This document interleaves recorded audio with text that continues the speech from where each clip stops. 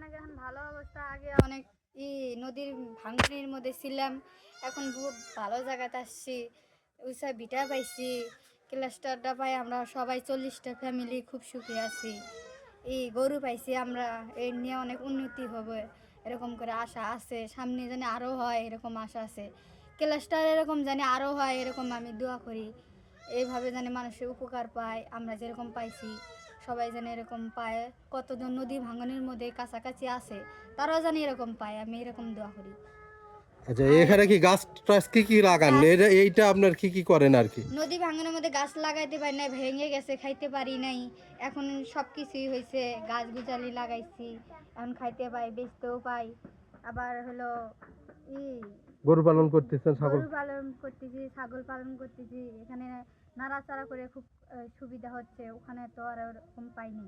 বাচ্চা কাচ্চা লেখাপড়া? বাচ্চা কাচ্চারা স্কুল দিছে, স্কুলে পড়াশোনা করার জন্য শিক্ষা দীক্ষা সব দিক দিয়ে উপকার হয়েছে। আগে তো ছিল না নদী ভাঙনের মধ্যে স্কুল, এখন সব কিছুই হয়েছে আমাদের, এখন আমাদের কোনো কষ্ট নাই। এরকম দোয়া করি যেন এরকম ক্লাস্টার আরও যেন হয়, আমি দোয়া করি।